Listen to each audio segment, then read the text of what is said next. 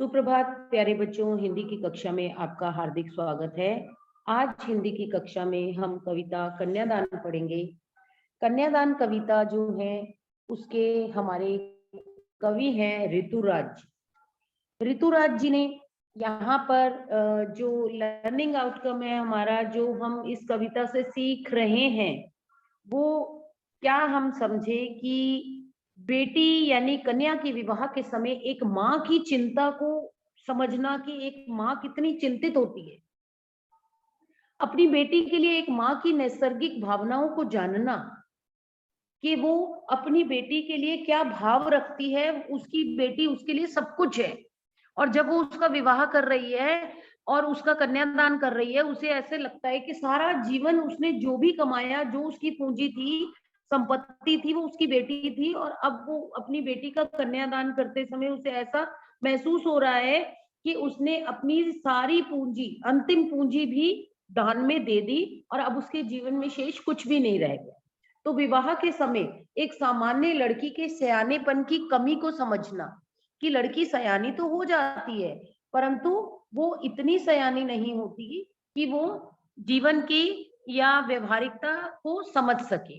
तो यहाँ पर माँ क्या कह रही है, देखिए माँ कह रही है कितना प्रामाणिक था उसका दुख। यहाँ बच्चों किसके दुख की बात हो रही है? माँ के दुख की बात हो रही है। ठीक है, कि माँ का दुख बहुत ही प्रामाणिक था। कैसे प्रामाणिक था? प्रामाणिक का अर्थ है स्वाभाविक। तो यहाँ पर माँ क्या कह रही है कि माँ कह रही है कि माँ जब बेटी का कन्यादान कर रही है, उस समय उसको दान में देते वक्त उसका दुखी होना बहुत ही स्वाभाविक था। ठीक है, जैसे वही उसकी अंतिम पूंजी हो। कवि ने कन्या विवाह के बाद बेटी को उसकी ससुराल भेजते समय माँ की अंतर्वेदना को चित्रित किया है। माँ को आभास होता है कि उसने अपनी बची पूंजी को भी दान में दे दिया है। उसके पास अब कुछ भी शेष नहीं बचा है जिसे वह अपना समझ सके। तो यहाँ माँ की पीड़ा को दर्शाया है। ठीक है, उसके हृदय से स्वयं ही उद्गार फूट पड़ते हैं, और वो क्या कहती है, जैसे वही उसकी अंतिम पूंजी हो। लड़की अभी सयानी नहीं थी। सयानी का क्या अर्थ है? समझदार नहीं थी, अभी इतनी भोली सरल थी। माँ को ऐसा प्रतीत होता है, उसके हृदय से उद्गार फूटते हैं। उसे ऐसा लगता है कि उसकी बेटी अभी इतनी सयानी नहीं है, बहुत ही भोली है। और क्यों लगता है माँ को ऐसा? क्योंकि उसे सुख का आभास तो होता था, लेकिन दुख बांचना नहीं आता था। इसका क्या अर्थ हुआ? आभास मतलब प्रतीत होना, बांचना मतलब पढ़ना। तो वह इतनी भोली है कि सुख की कल्पना तो करती है, परंतु जीवन में आने वाले दुखों से अभी अपरिचित है। उसे दुखों का पता ही नहीं है। अभिभावकों के घर, माता पिता के घर में उसने दुख कभी देखे ही नहीं है।